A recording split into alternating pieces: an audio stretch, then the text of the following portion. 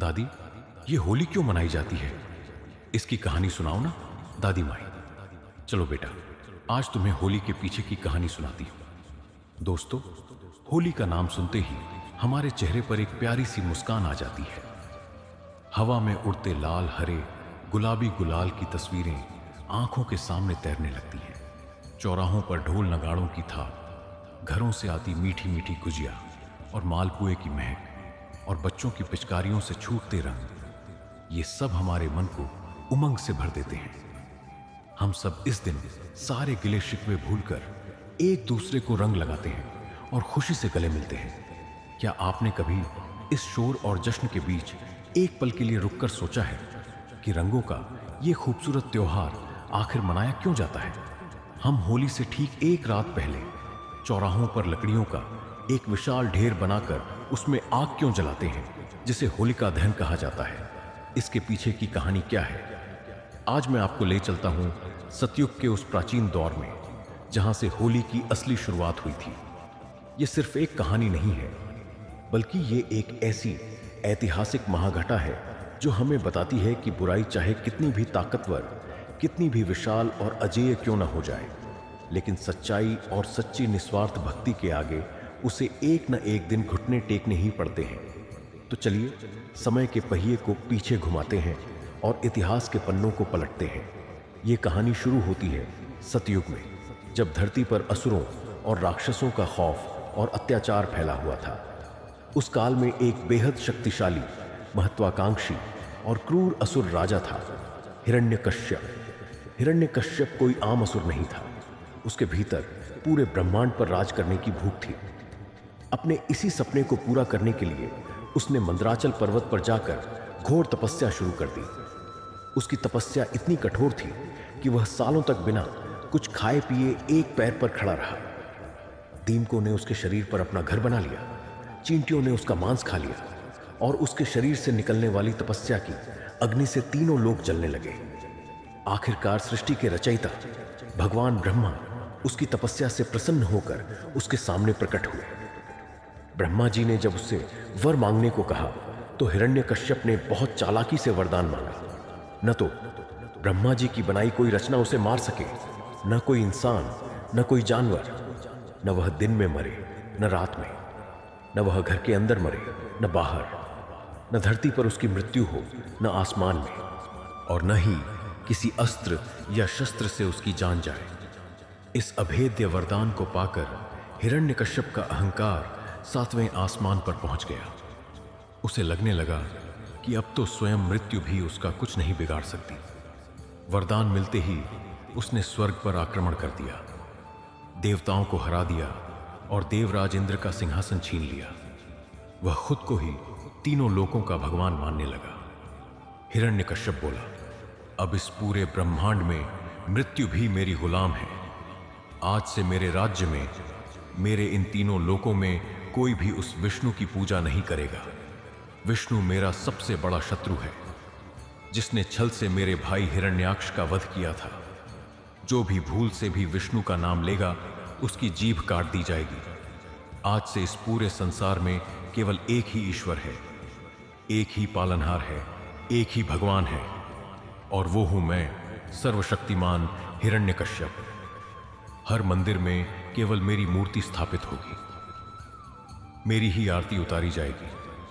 सभी प्रजा केवल मेरी वंदना करेगी। जो मेरी आज्ञा का उल्लंघन करेगा, उसे मृत्यु से भी भयानक दंड दिया जाएगा। लेकिन कहते हैं, जब अंधेरा सबसे घना होता है, तभी सवेरा होने वाला होता है। नियति का खेल देखिए।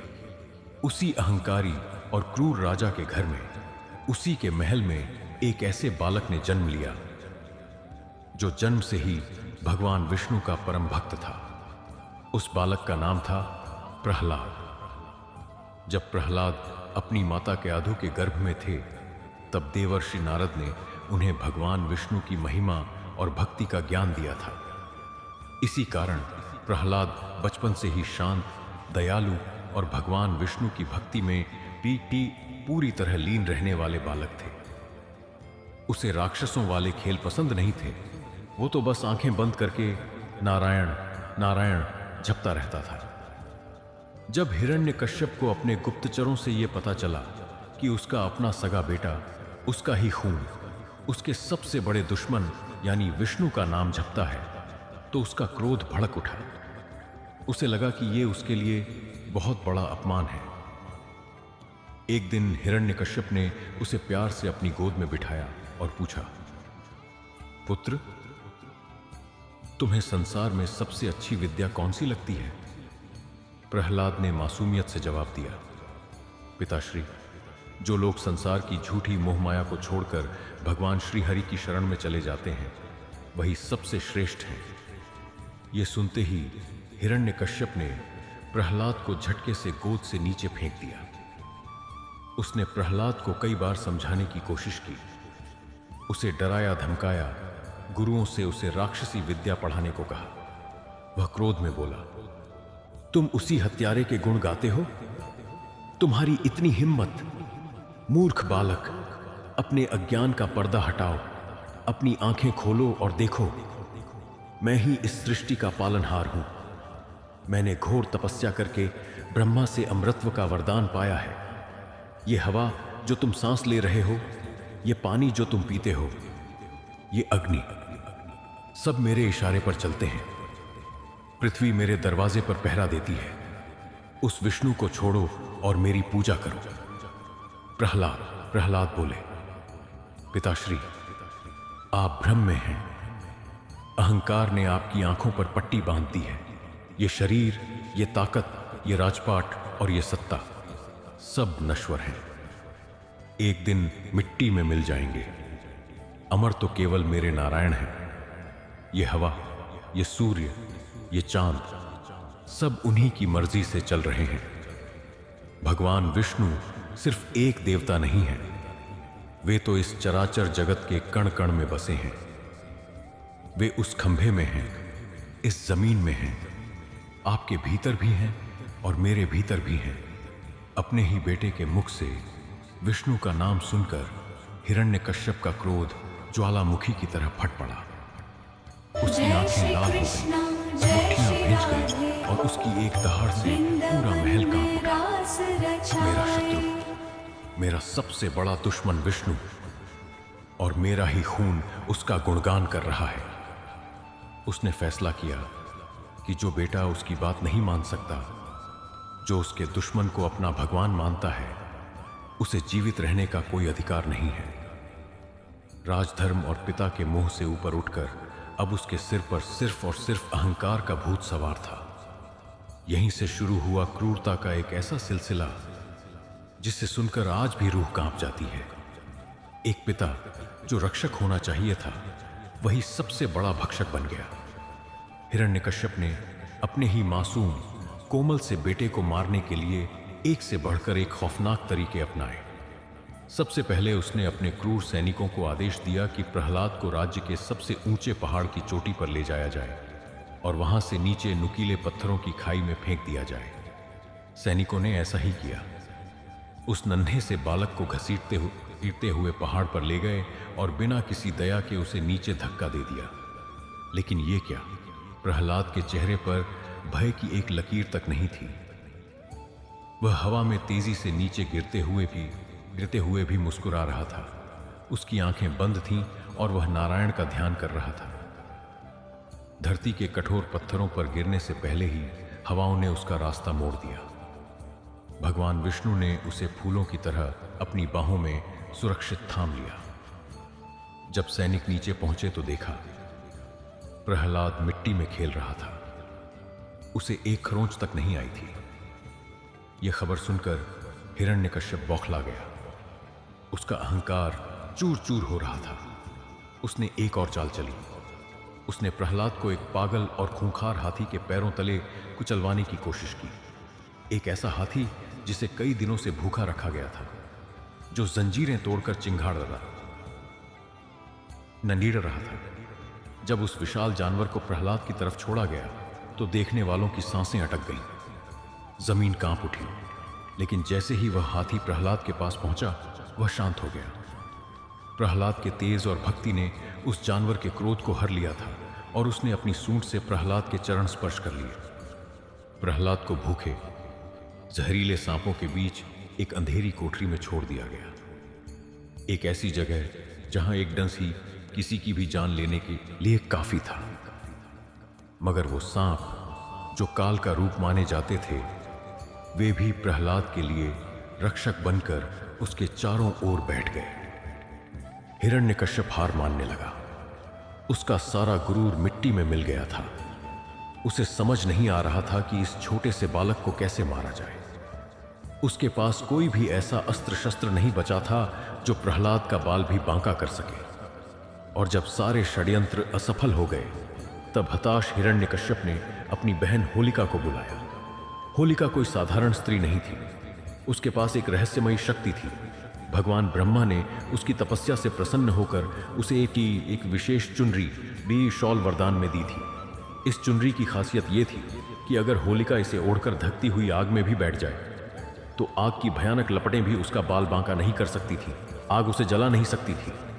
भरे दरबार में हिरण्यकश्यप बोला, होलिका, मेरी बहन, आज तुम्हारे भाई की प्रतिष्ठा दांव पर लगी है। ये कुल कलंक प्रहलाद मेरे किसी भी अस्त्र से नहीं मर रहा है। मैं थक चुका हूं। कोई अदृश्य शक्ति हर बार इसकी रक्षा कर रही है। अब सिर्फ तुम ही मेरी मदद कर सकती हो। तुम्हारे पास ब्रह्मा जी की दी हुई वो चमत्कारी चुनरी है ना?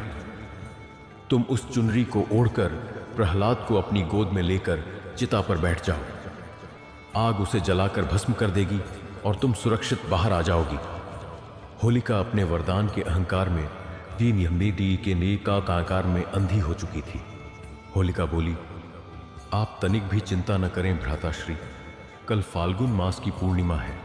कल ही इस बालक का अंत होगा। ये मूर्ख बच्चा मेरे पास आकर बड़े प्यार से बैठ जाएगा। मैं वो दिव्य चुनरी ओढ़ लूंगी। जैसे ही सैनिक चिता में आग लगाएंगे, आग की लपटें इस विष्णु भक्त को पल भर में राख कर देंगी। आपके मार्ग का ये कांटा हमेशा के लिए दूर हो जाएगा। अगले दिन सूरज निकलते ही राज्य के बीचों बीच लकड़ियों का एक विशाल ढेर खड़ा किया गया। पूरी प्रजा डरी और सहमी हुई इस भयानक दृश्य को देख रही थी। हर आंख में आंसू थे। होलिका बड़े घमंड के साथ उस चिता पर चढ़ी। उसने ब्रह्मा जी की दी हुई वो चमत्कारी चुनरी ओढ़ ली और छोटे से प्रहलाद को बड़े ही मीठे शब्दों से अपनी गोद में बैठा लिया। मगर कब तक? उसने स्नेह भरे स्वर में पुकारकर प्रहलाद को अपनी गोद में बैठा लिया। प्रहलाद के चेहरे पर रत्ती भर भी डर नहीं था। न वह रोया, न उसने बचने की कोशिश की। उसकी आंखें बंद थीं और उसके होठों पर सिर्फ एक ही नाम था, श्री हरि। तभी सैनिकों ने चिता में आग लगा दी। सूखी लकड़ियों ने तुरंत आग पकड़ ली और कुछ ही पलों में आग की लपटें आसमान को छूने लगीं। गर्मी इतनी भयानक थी कि दूर खड़े लोग भी पीछे हटने लगे। पूरी प्रजा हाहाकार करने लगी। हिरण्यकश्यप अपने ऊंचे सिंहासन पर बैठकर जोर जोर से पागलों की तरह हंस रहा था कि आखिरकार उसका दुश्मन जल रहा है। लेकिन तभी प्रकृति ने एक भयंकर करवट ली। जिस आसमान में अभी तेज धूप थी, वहां अचानक काले बादल घिर आए और एक बेहद तेज तूफानी आंधी चलने लगी। हवा का झोंका इतना तेज और प्रचंड था कि होलिका, जो अपनी जीत पर मुस्कुरा रही थी, उसके शरीर पर लिपटी हुई वह चमत्कारी चुनरी उड़ गई। होलिका डर के मारे चीखने लगी, बचाओ भ्राताश्री, मुझे बचाओ। वह चुनरी हवा में लहराती हुई उड़कर सीधे नन्हे प्रहलाद के ऊपर आ गिरी और उसे पूरी तरह से ढक लिया। आग की भयंकर लपटों ने पलक झपकते ही होलिका को अपने आगोश में ले लिया। जो आग प्रहलाद को छू भी नहीं पा रही थी, उसी आग ने होलिका को घेर लिया। वरदान का दुरुपयोग करने के कारण होलिका उसी आग में जलकर राख हो गई। जब आग शांत हुई तो सभी ने एक चमत्कार देखा। प्रहलाद राख के ढेर के बीचों बीच सुरक्षित बैठे थे और मुस्कुरा रहे थे। उन्हें आग की एक लपट ने छुआ तक नहीं था। धुआं छांटते ही पूरे मैदान में सन्नाटा छा गया। लोगों की आंखें फटी की फटी रह गईं। उस भयानक आग ने होलिका को तो जलाकर राख कर दिया था, लेकिन प्रहलाद के कोमल शरीर पर एक खरोंच या जलने का एक निशान तक नहीं था। यहां तक कि उनके वस्त्र भी ज्यों के त्यों थे। हिरण्यकश्यप अपने सिंहासन से उठ खड़ा हुआ। उसका अहंकार चकनाचूर हो चुका था। इसी घटना की याद में और बुराई पर अच्छाई की इस महाविजय का उत्सव मनाने के लिए आज भी हम हर साल फाल्गुन पूर्णिमा की रात को एक विशाल अग्नि जलाते हैं, जिसे होलिका दहन कहा जाता है। यह पवित्र अग्नि हमें केवल एक पुरानी कथा की याद नहीं दिलाती, बल्कि एक बहुत बड़ा संदेश देती है। यह आग हमें याद दिलाती है कि चाहे दुनिया की कितनी भी ताकतवर बुराई हमारे सामने क्यों न खड़ी हो, चाहे हमारे चारों ओर कितनी भी नकारात्मकता क्यों न हो, अगर हमारी नीयत साफ है और हमारा विश्वास अडिग है तो जीत हमेशा सच्चाई की ही होती है। होलिका दहन के दिन हम सिर्फ लकड़ियां नहीं जलाते, बल्कि अपने अंदर छिपे अहंकार, ईर्ष्या और बुराइयों को भी जलाकर राख करने का संकल्प लेते हैं। और फिर इस बुराई के जलने की खुशी में होलिका दहन के अगले दिन हम रंगों से होली खेलते हैं। चारों तरफ उड़ता हुआ गुलाल और खुशियों के रंग हमें बताते हैं कि बुराई के अंत के बाद जीवन कितना रंगीन हो जाता है। लेकिन ये रंग क्यों खेले जाते हैं? इसके पीछे भगवान कृष्ण और राधा रानी की एक सुंदर कथा भी जुड़ी है। अगर आपको प्रहलाद की ये कहानी पसंद आई हो तो कमेंट्स में जय श्री विष्णु या जय नरसिंह भगवान जरूर लिखें। चलिए अब सुनते हैं ये रंग क्यों खेले जाते हैं, इसके पीछे क्या कहानी है। फाल्गुन मास की पूर्णिमा के अगले दिन की खुशनुमा और सतरंगी सुबह हो चुकी है। आज के दिन हम सब क्या करते हैं? हम अपने हाथों में लाल, गुलाबी, हरा, पीला रंग लेते हैं, पानी से भरी पिचकारियां उठाते हैं और निकल पड़ते हैं अपने दोस्तों, रिश्तेदारों और यहां तक कि अनजान लोगों को भी रंगने के लिए। आज कोई छोटा नहीं, कोई बड़ा नहीं, कोई अमीर नहीं, कोई गरीब नहीं, आज सब एक ही रंग में रंगे नजर आते हैं। इस दिन को हम धुलेंडी या रंगों वाली होली कहते हैं। लेकिन क्या होलिका दहन के तुरंत बाद लोगों ने ऐसे ही रंग खेलना शुरू कर दिया था?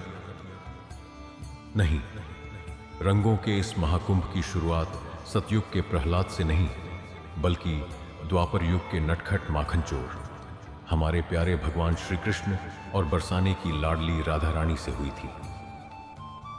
तो चलिए मैं आपको ले चलता हूं सीधे द्वापर युग के उस जादुई ब्रजमंडल में, एक ऐसी जगह जहां की मिट्टी में भी प्रेम की महक है, जहां यमुना नदी अपनी नीली लहरों के साथ कल कल बह रही है।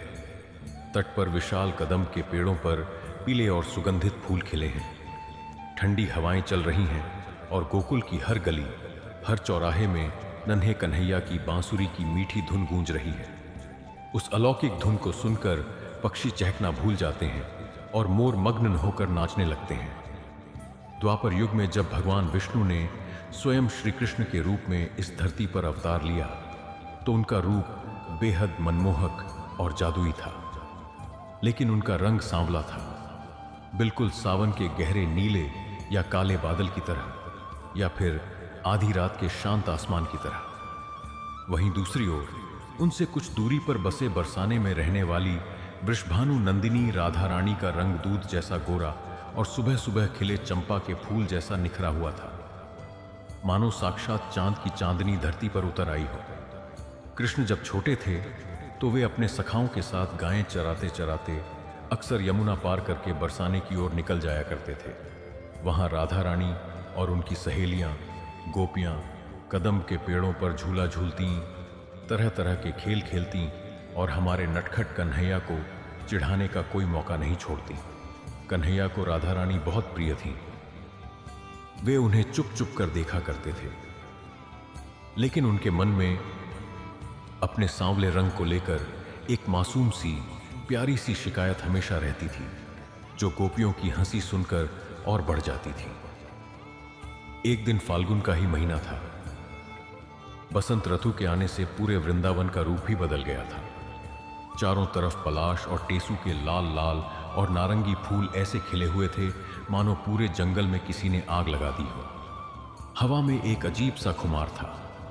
श्री कृष्ण उदास होकर यमुना नदी के किनारे एक पत्थर पर बैठे थे और शांत पानी में अपनी परछाई देख रहे थे।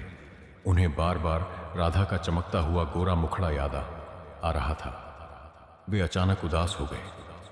उनकी आंखों में नमी आ गई और वे दौड़ते दौड़ते बिना पीछे देखे अपनी यशोदा मैया के पास नंद भवन की ओर चल पड़े। नंद भवन पहुंचकर देखा तो यशोदा मैया आंगन में बैठी एक बड़े से मिट्टी के बर्तन में मथानी से माखन निकाल रही थी।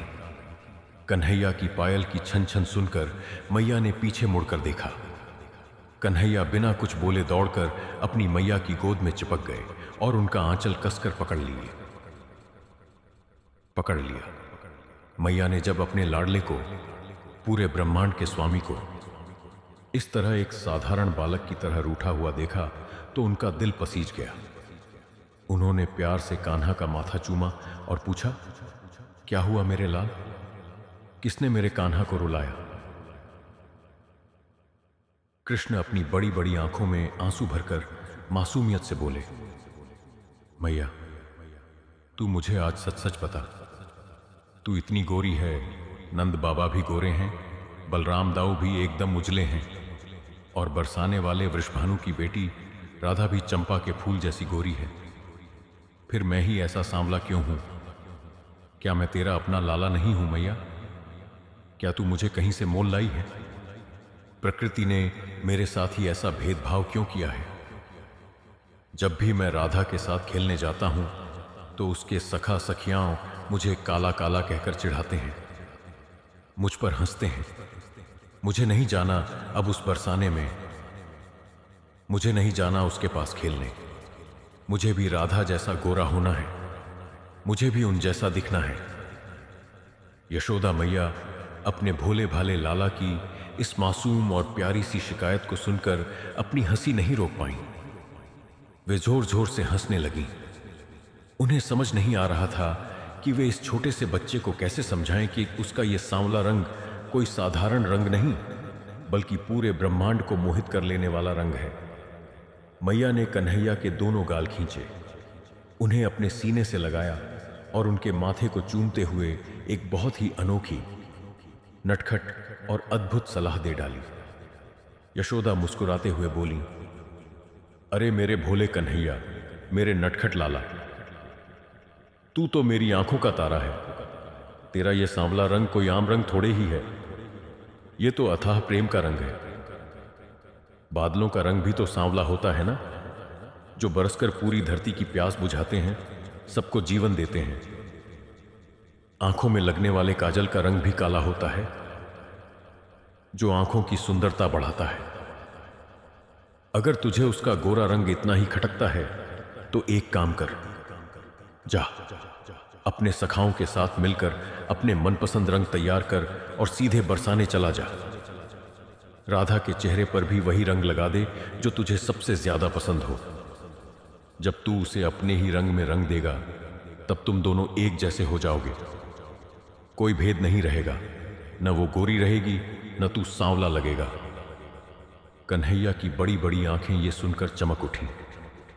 उनके चेहरे पर छाई उदासी पल भर में गायब हो गई। वे उछलते हुए बोले, आज तो राधिका को रंगना है। श्री कृष्ण की आवाज सुनकर उनके सभी दोस्त दौड़ते हुए आ गए। उन्होंने मिलकर जंगल की ओर दौड़ लगा दी और पेड़ों से चुन चुन कर पलाश और टेसू के लाल नारंगी फूल तोड़े। उन ढेरों फूलों को बड़े बड़े कलशों में भरकर पानी में उबाला गया, जिससे एक बेहद खूबसूरत, प्राकृतिक, खुशबूदार और गहरा लाल रंग तैयार हुआ। इसके साथ ही उन्होंने माथे पर लगाने वाले चंदन के पाउडर, केसर और ताजे गुलाब की पंखुड़ियों को पीसकर पीला और गुलाबी गुलाल बनाया। इस सारी तैयारी के बीच कन्हैया के चेहरे पर एक गजब की चमक थी। रंग तैयार होने के बाद दूर से रंग फेंकने के लिए कन्हैया ने बांस की खोखली नलियों को काटकर उनसे लंबी लंबी पिचकारियां भी तैयार कर लीं। अगली सुबह फाल्गुन की उसी पूर्णिमा के अगले दिन श्री कृष्ण अपनी पूरी बाल टोली के साथ ढोल और मंजीरे बजाते हुए गोकुल से बरसाने की ओर निकल पड़े। सूरज की पहली किरण के साथ ही पूरा गोकुल जैसे जाग उठा था। कन्हैया के चेहरे पर एक गजब की नटखट मुस्कान थी। किसी गोप के कंधे पर लाल रंग से भरी मटकी थी। तू किसी की कमर में पीला और गुलाबी गुलाल बांधा था। ढोल की दमादम और मंजीरों की छन छन से पूरा रास्ता गूंज रहा था। आज तो जैसे ग्वालों को पूरी दुनिया जीतनी थी। उधर बरसाने में राधा रानी अपनी सहेलियों ललिता, विशाखा और बाकी गोपियों के साथ यमुना किनारे कदम के पेड़ के नीचे बैठी थी। सुबह की ठंडी ठंडी हवा चल रही थी। राधा रानी ने बेहद सुंदर नए वस्त्र पहने हुए थे और चमेली के फूलों से अपना श्रृंगार किया था। अचानक पेड़ों के पीछे से श्री कृष्ण अपनी टोली के साथ प्रकट हुए।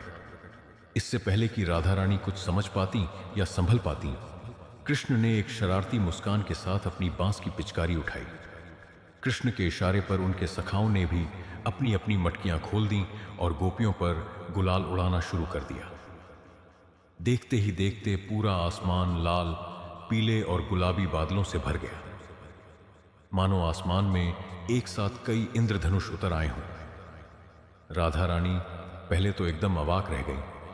फिर जब उन्होंने कन्हैया को जोर जोर से हंसते और चिढ़ाते देखा तो उनका भी नटखटपन जाग उठा। राधा अपने भीगे हुए दुपट्टे को झटकते हुए बोली, अरे कान्हा, ये क्या उत्पात है? मेरे ये सुंदर नए वस्त्रों को तूने लाल पीला कर दिया, और ये मेरे गालों पर क्या मल दिया है तूने? मेरी आंखों में रंग जा रहा है।